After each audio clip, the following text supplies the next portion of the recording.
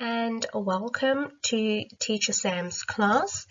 This is the first video that I'm going to do for you, and the whole aim of this series or videos that I'm going to make available on YouTube is to help parents to understand what is going on in each grade and each individual subject, and then the areas that are involved in that subject as well.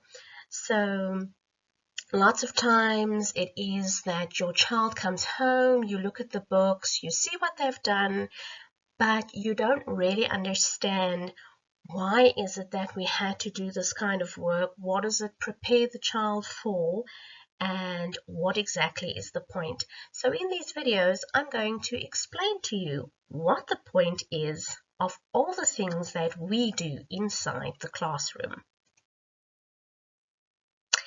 First off, I'm going to start with grade 3 writing. I'm a third grade teacher in South Africa, and I find that in my classroom, the kids really struggle with writing tasks, and it is usually their weakest mark or one of their weakest marks on the report card. So what I want to do here is take time and review the first term's work for grade 3. I know here in South Africa we have 4 different terms, and then I know in other countries they work with semesters. Some countries have 3 semesters. And obviously the Northern Hemisphere runs from September to September, but in the South we start in January and we go up until the end of December and divide the terms into 4. But it doesn't matter where you come from. At any stage or age, you're going to have to learn these concepts. So I will start over here. At the beginning of term 1 for grade 3, we have the following outcomes.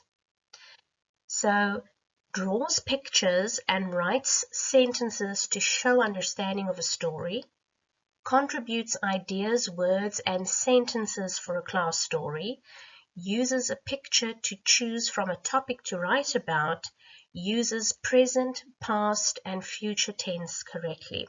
So there we have 4 concepts. Don't worry that we have to do all 4 concepts in one. That's impossible. So we'll take it step for step, and I will show you how we are going to help our learners to achieve these 4 outcomes. Right, so you will see on top of this page we have the theme, which usually is the first week of the first term, and it is all about me.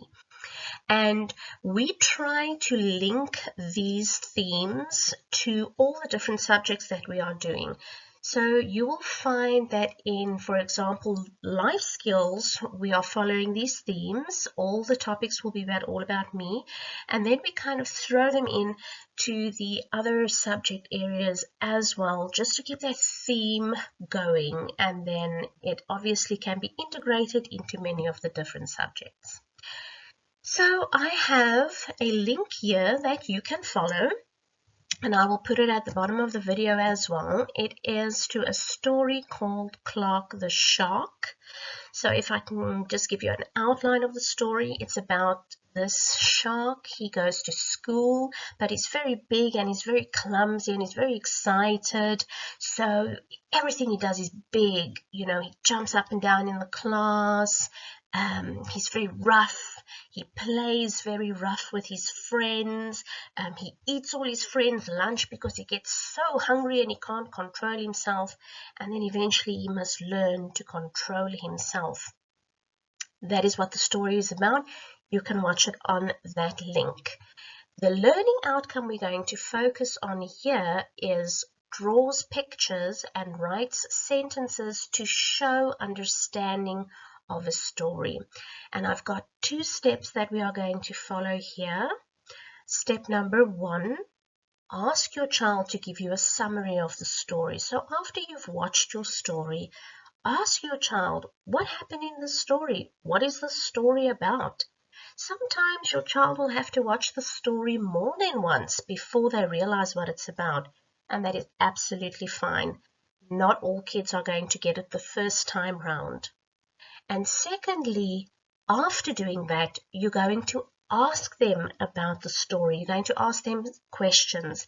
And this is also good practice for their listening and speaking skills. So now that you have covered that, we can go to some of the questions. What is the name of the school? What is the name of your school? Clark loves school and he loves his teacher. Do you love school? Why or why not? This is a great question to ask kids because it helps them to open up about their school experience, how they're feeling. Remember, this is happening at the beginning of the school year, so some of them might be quite apprehensive, but they don't know how to discuss it with you, and this just helps them to open up. Are there sometimes other children in your class who are wild or too much for others to handle? How do you deal with children like that? Also a great question, because sometimes you get kids who are quite rough and tumble or they're bigger than the rest, and then they are often perceived as being bullies, but really they're not. They just need to learn how to calm down. And we need to discuss that and talk to kids and how they can control themselves and just be calm. What did Clark do to keep calm? Do you think that's a good idea? Do you think that you could try rhymes to stay calm? Wonderful question. In actual fact, I'm going to use some of Clark the Shark's rhymes in my class when we get back to school. And how did Clark help the new kid? How do you help new children who come to your school? Once again, I just want to reiterate, it's linking with the theme again, all about me, how they are doing at school, their experiences, etc. It's a great way to help them to open up. Right, now we've listened to the story, we've asked questions, you've asked them to summarize the story. Now they actually have to get to the actual task. Right. So remember that some learners are at different stages of development. Not all our learners are the same. We are going to have slower learners, your average learner, your advanced learner, LSEN learners in your classroom, where you are going to have to develop individual education plans. So all of this must be kept in mind. Doesn't have to be complicated. I'll show you now. So you will know which level your child is at by either observing their report card marks, what they got for certain sections, or you will have spoken to your teacher and they would have told you where your child is at. So now we are going to have a look at the most basic level. These are the children who struggle a lot with writing, and they're going to need a lot of help from you and from me, the teacher. And we are going to provide simple frameworks for them. So, what do I mean by simple frameworks? On the following slide, I will give you an example of an activity or a worksheet that you can do with these type of learners. It will need a lot of guidance, so you're going to have to be with them most of the time while the rest of the class gets on. Then you are going to have your average learner and your advanced learner. Your average learner, they are able to maybe draw one big picture of the story, their favorite part of the story, and then they can just describe why is it their favorite part of the story in one paragraph. So for example, you can draw a picture when Clark the Shark is playing nicely with them, and then they can summarize. I really love this part of the story because Clark was calmer and all his friends wanted to play with him again, and that is really beautiful because we must all love each other and get along with each other at school. Perfect, I've got no problem with that. And then you will have your more advanced learner, which can also draw a picture that gives sort of a summary of the whole story. And then they are able to write maybe 2 paragraphs about the story. So one, a summary of what it's about, and maybe the second paragraph can be the moral of the story, like we need to be calm at school. If we are calm, we can listen, we can learn, we can make more friends, etc. Right, so here are examples of the worksheets.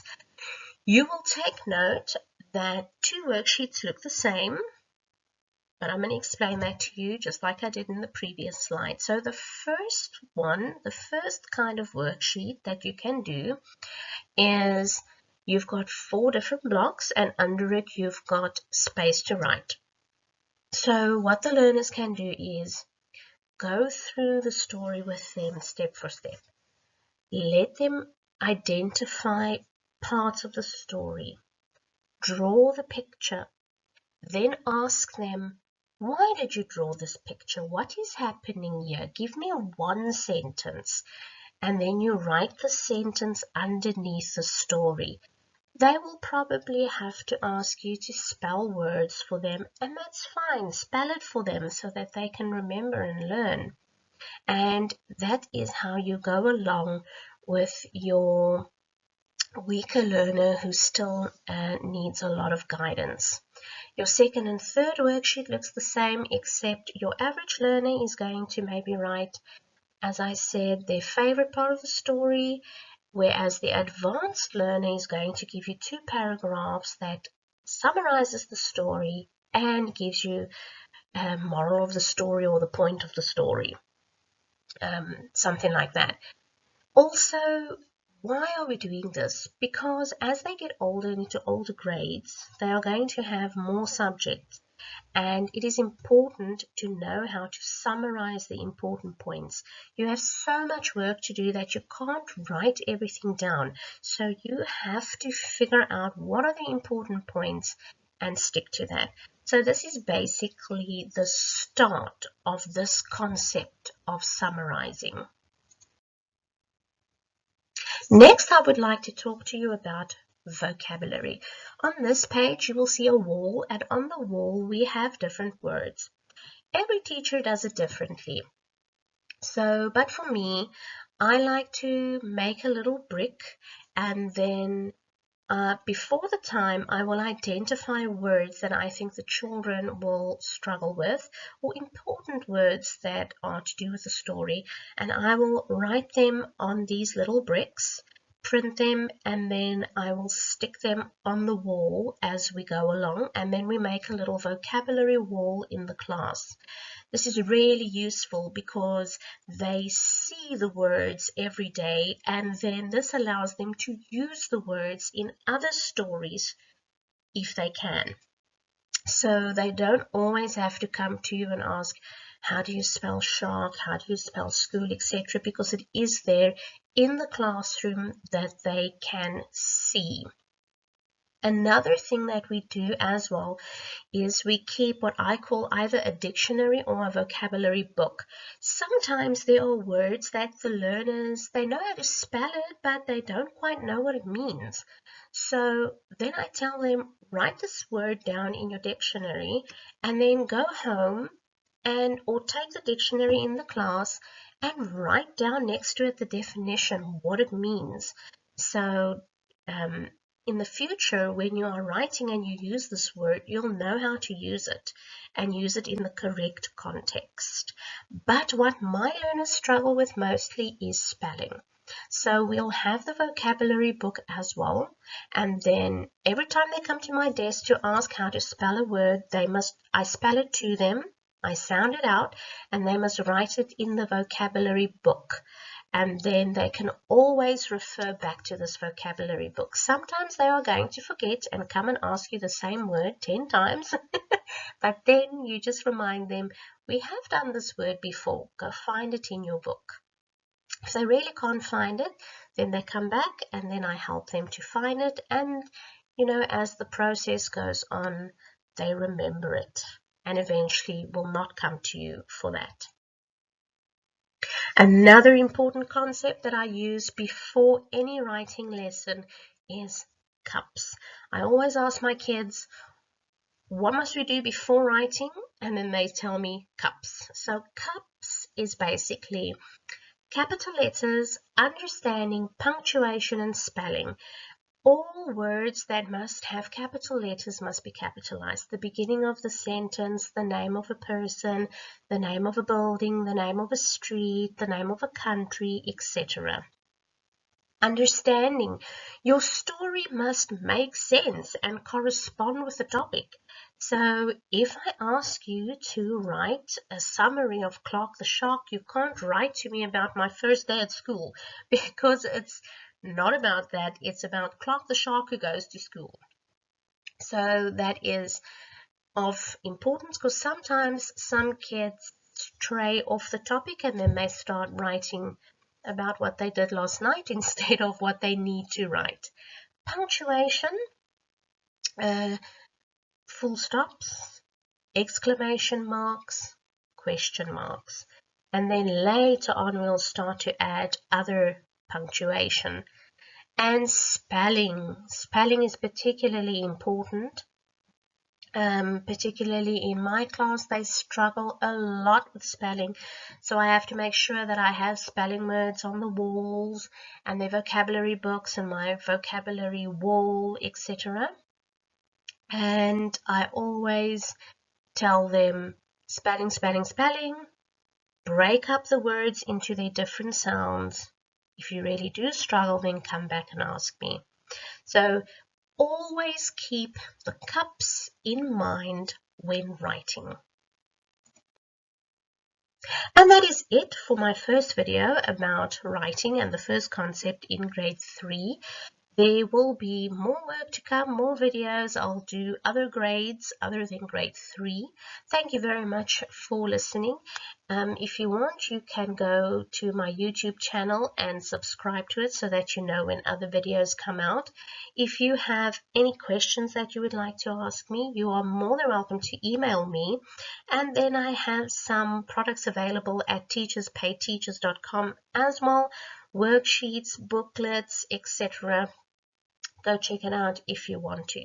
Thank you very much, and I hope to see you again with our next video. Bye!